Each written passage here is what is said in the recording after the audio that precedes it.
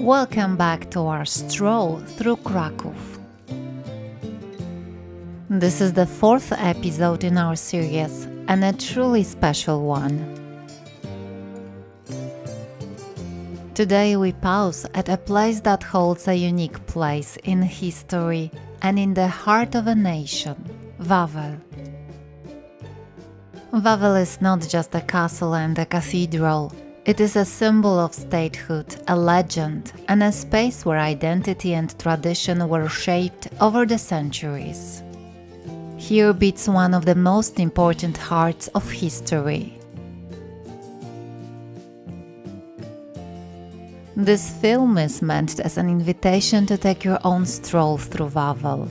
Even the most vivid stories, no matter how well told, can't replace the experience of being here yourself. Still, today we'll try to bring you closer to its atmosphere and open the door to a world of legends, history, and extraordinary architecture. As always, additional information and maps are available on our website. The link is under the video. And now, let's continue our stroll, this time up to Wawel.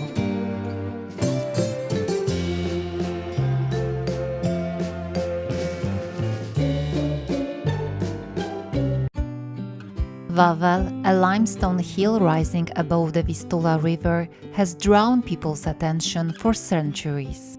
Here, a ducal stronghold was built, along with a bishop's cathedral and even an entire small town that for hundreds of years served as the seat of Polish rulers.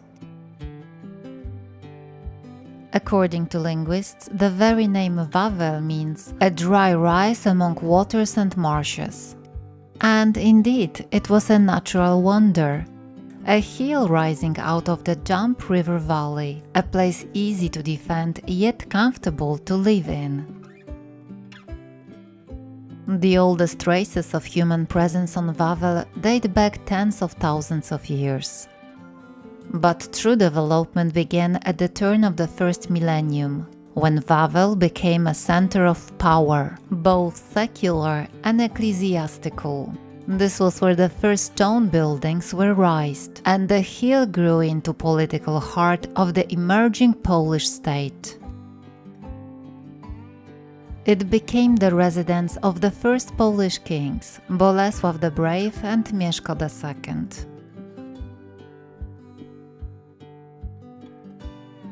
From then on, Wawel was forever inscribed into the history of the country, standing as a symbol of power, faith, and national identity. Today, in the very center of Kraków, rises an imposing complex of buildings, illuminated by history and legend.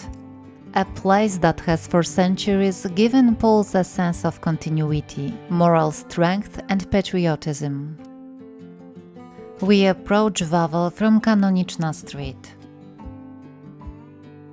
The historic route taken for centuries on the way to the cathedral and the royal residence. Along the steep climb, we are accompanied by a brick wall with a remarkable story to tell. These are the so-called Wawel bricks, small plaques set into the wall between 1921 and 1924 to commemorate the donors who contributed funds to the restoration of the royal castle. The initiative was launched by Professor Adolf Szyszko-Bochusz, the architect and conservator who led the Wawel restoration works in the interwar period. The original bricks that once adorned the wall can today be seen in the collections of the Wawel Museum. But these plaques became more than just mementos. They were a manifestation of patriotism, a symbol that society as a whole, through even the smallest donations, took part in the reviving the nation's shrine of history. The names engraved on them remind us today of those who in the difficult years between the wars supported the work of rebuilding.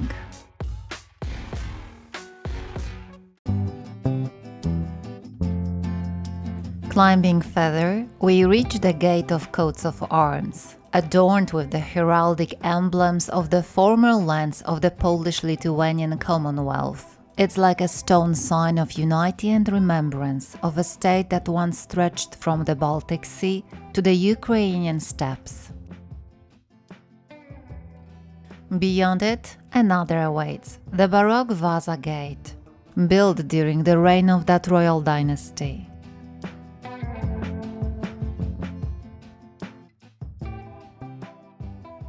Passing through, we step onto the courtyard before Wawel Cathedral, the very heart of the hill and the perfect place to begin exploring. After passing through the gates, we head straight toward the most important church in Poland, Wawel Cathedral.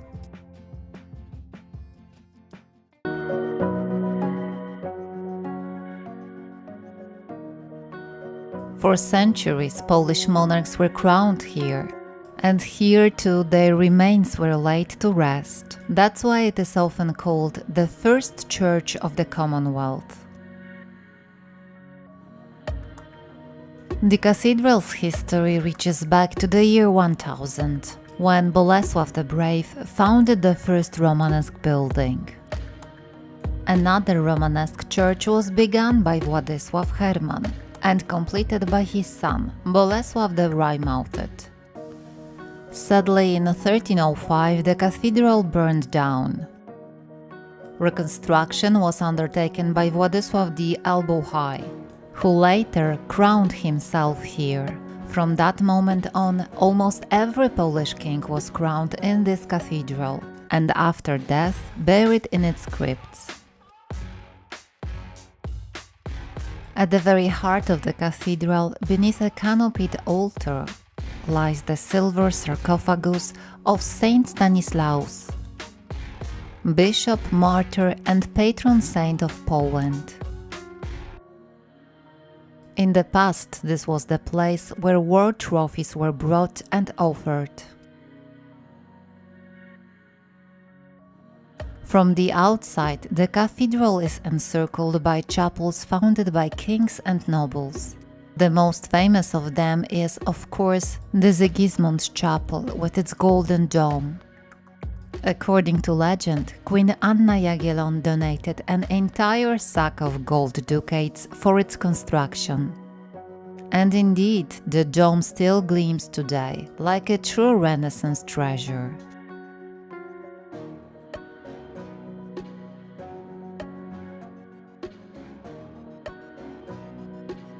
The cathedral is crowned by 3 towers.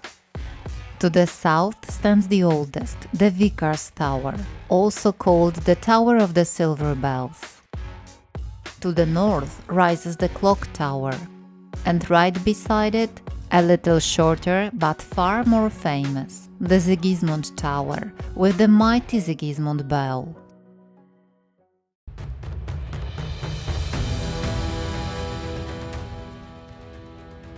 Cast in 1520 by the bell founder Hans Behm at the order of King Sigismund the Old. It rings only on the most important occasions in Poland's history, both national and religious. The bell itself weighs more than 12 tons, and its clapper nearly 900 pounds. To this day, it takes the strength of several bell ringers working together to set Sigismund in motion. Its deep, solemn sound carries across the whole of Kraków, and for many Poles has become a symbol of unity and the continuity of national history. There is also a legend tied to the bell. It is said that if someone touches its massive clapper and makes a wish, the wish will come true. Another tale warns: if the clapper were ever to crack, it would be a bad omen for all of Poland. No wonder each toll of the Sigismund bell is treated like the voice of history itself.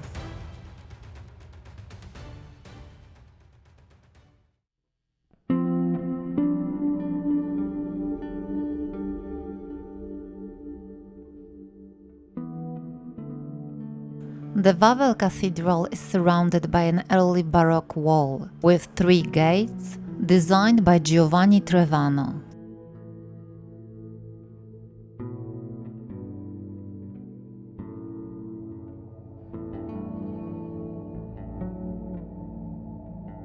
Entry is through doors from the time of Casimir the Great, ironclad with the king's initials repeating like a royal signature. And just beside them, hanging on a chain, are enormous ancient bones, the remains of Ice Age animals. In medieval tradition, they were believed to have magical power, protecting the cathedral from evil. Legend says that as long as they hang here, Wawel will endure, but if they ever fall, it will be the end of the world. In its present form, the cathedral is a Gothic 3-aisle basilica with a transept, an ambulatory, and a ring of chapels. Its interior is filled with magnificent details and royal relics, but unfortunately photography is not allowed. So if you want to see all the chapels, tombs, and the pantheon of rulers up close, you simply have to come here in person.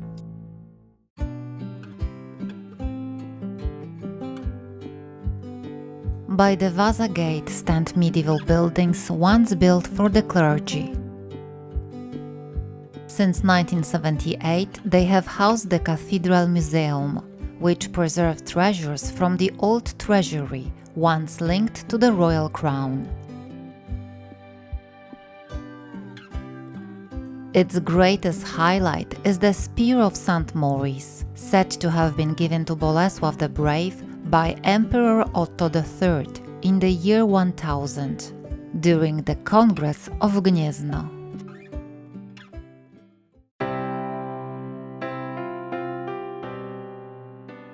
From the courtyard in front of the cathedral, we now head toward the royal castle, the very heart of Poland's political life for centuries.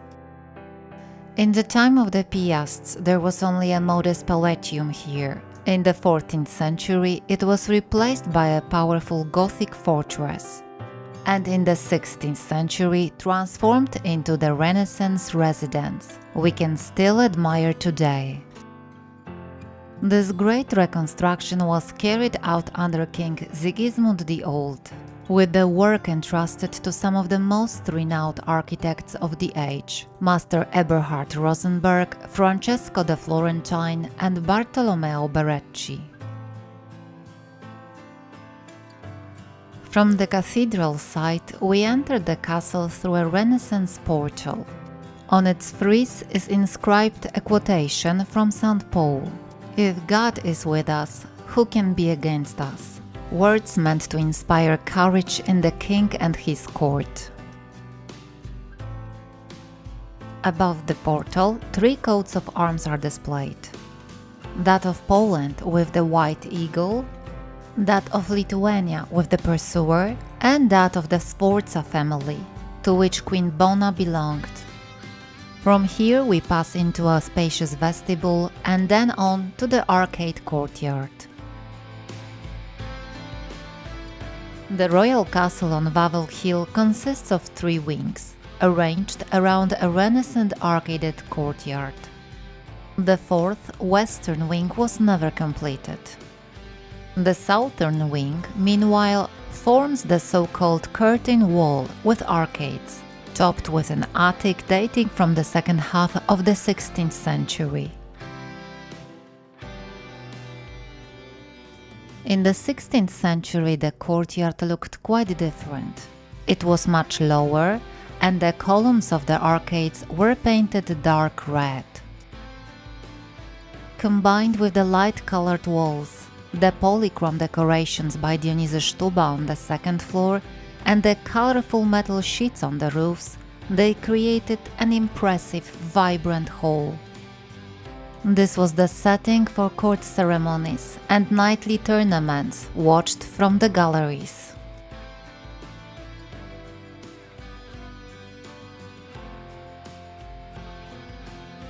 The courtyard also features the famous window of Queen Bona. According to tradition, it was from here that the Italian queen observed the events taking place on the square, as well as the tournaments. The window has become part of Wawel legend and is still shown to visitors as a symbol of the presence of the most famous Renaissance queen at the royal court.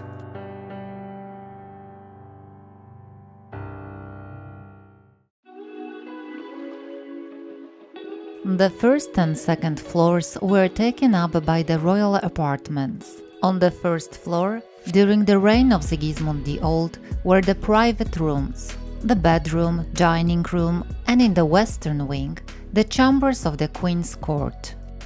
These rooms can still be recognized today by their bricked-up windows overlooking the courtyard, likely sealed to shield the daily life of the Queen and her ladies-in-waiting from outside view. The second floor, known as the Piano Nobile, had a representative function. In the eastern wing was the Deputies' Hall, where envoys and ambassadors were received. And in the northern wing, the monumental Senators' Hall, where coronation seims and grand court balls were held. On the left side of the courtyard lie the remains of the Romanesque church of St. Gerion from the 11th century.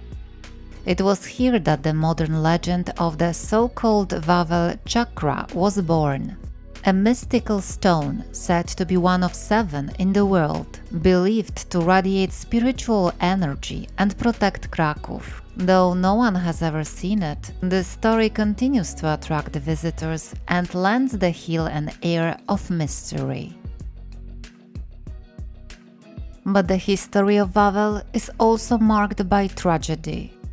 The castle burned many times and was rebuilt again and again. Fires and wars changed its appearance, yet each time it rose from the ruins. The darkest period came during the partition of Poland, when the Austria turned Wawel into barracks. The royal chambers were taken over by soldiers, medieval buildings were demolished, and the hill became a symbol of national enslavement.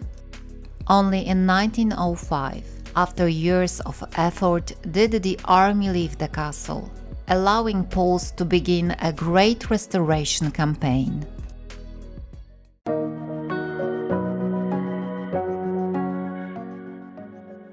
The interiors of the castle dazzle not only with their architecture, but above all with their greatest treasure, the tapestries of Sigismund Augustus. This monumental collection of 160 works was commissioned in Brussels in the finest 16th century weaving workshops. King Sigismund Augustus intended them to decorate his residence, while also proclaiming the power of the Jagiellonian dynasty. These tapestries are true masterpieces, enormous hand-woven pieces depicting biblical scenes, animals, fantastic creatures, and rich floral ornaments. They were breathtaking in effect, covering entire walls, transforming the royal chambers like moving stage sets. They were first displayed in 1553 at the wedding of Sigismund Augustus and Catherine of Austria, and from then on became an integral part of royal ceremony. Although turbulent history caused part of the collection to be lost, over 130 of the tapestries have survived, and after World War II were happily returned to Poland.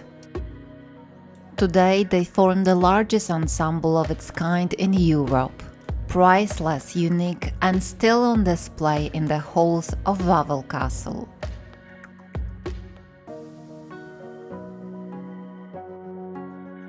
On the ground floor, in the eastern and northern wings of the castle, are the crown treasury and the armory.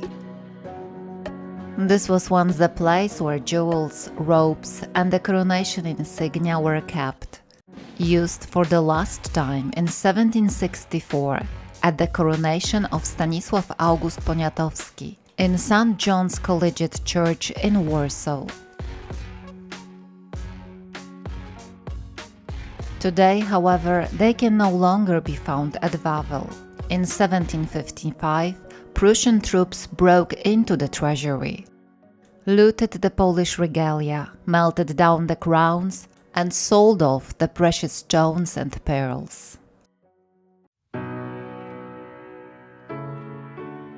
Yet one priceless symbol of Polish monarchy has survived: the Szczerbiec, the coronation sword of Poland's kings.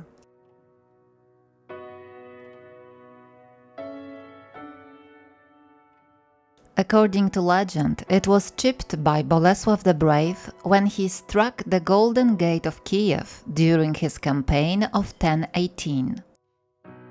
In reality, the sword was crafted in the 13th century, but for centuries it was surrounded by an aura of uniqueness and became an indispensable attribute of every coronation, a symbol of the strength and continuity of royal power.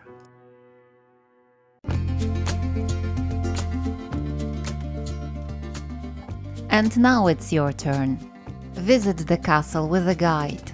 Set aside a few hours and let yourself be led through the royal chambers while listening to stories that no film can ever replace. And then join us again as we continue our walk through Wawel Hill.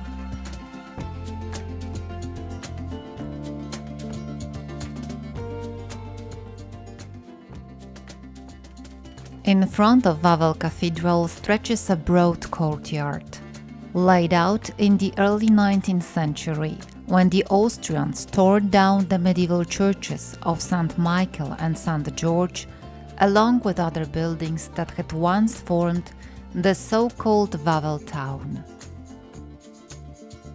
In Jagiellonian times, Wawel was surrounded by as many as 10 defensive towers.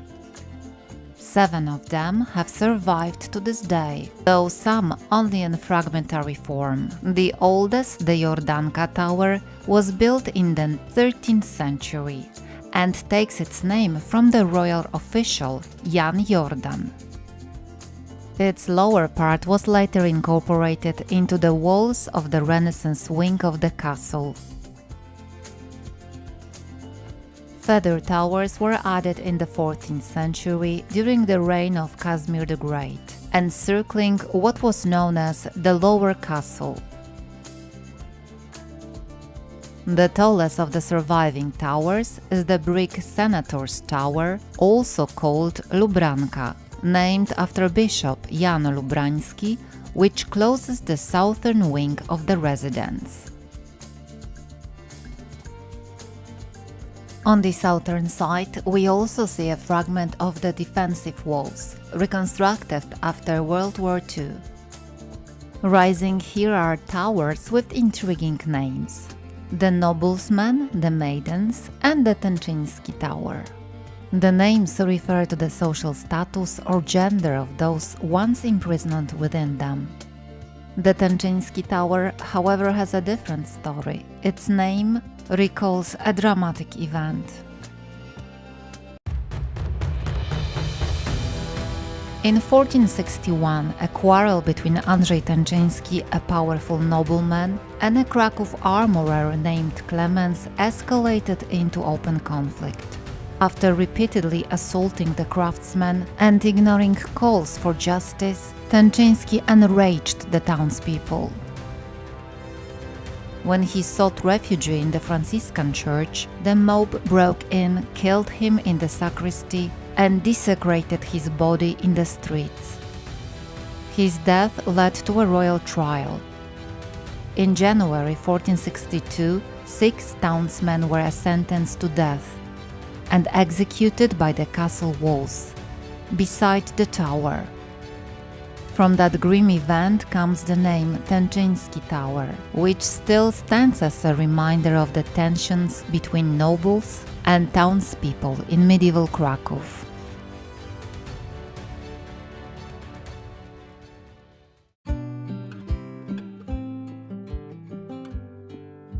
A little further on rises the Sandomierz Tower, one of the best preserved towers of Wawel. Built in the 14th century during the reign of Casimir the Great, it guarded the entrance to the hill from the direction of Sandomierz. Later, it also served as a prison, and during the partitions, it was used as a military storehouse. Its massive cylindrical silhouette with battlements still recalls the strength of medieval fortifications. According to legend, it was here that the Tatars once tried to storm Wawel, but the tower successfully withstood their assault. Continuing towards the Vistula, we pass the former vicar's house, and right next to it the Thief's Tower, once a prison for petty criminals, today a fine vantage point with panoramic views of Kraków.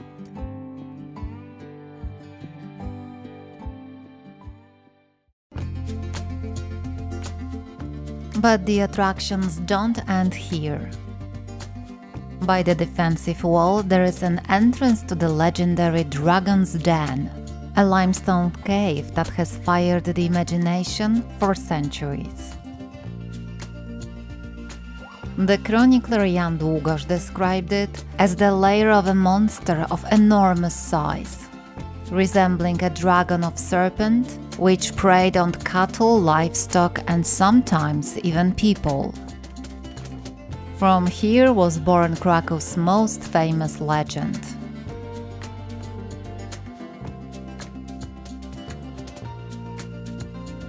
When we emerged from the Dragon's Den onto the banks of the Vistula, we are greeted by a modern attraction. The huge sculpture of the Wawel Dragon by Bronisław Chromy. From time to time it breathes fire, a fiery reminder of the old tale. And when the dragon falls silent and the hill is wrapped in stillness, Wawel reminds us that it is not just a monument. It is a symbol of Polish history and statehood. Here kings were crowned, here they were laid to rest, here the fate of the kingdom was decided. It has survived fires, wars, and partitions, and still stands as a witness to our history. Our walk ends here, but our journey through Kraków continues. So be sure to subscribe and join us on our next walk. This time from the foot of Wawel we will lead you into Krakow's Kazimierz, once a separate town founded by King Casimir the Great, which for centuries became the heart of Jewish life in Poland, and still enchants visitors with its unique atmosphere. Thank you for walking with us and see you on our next walk.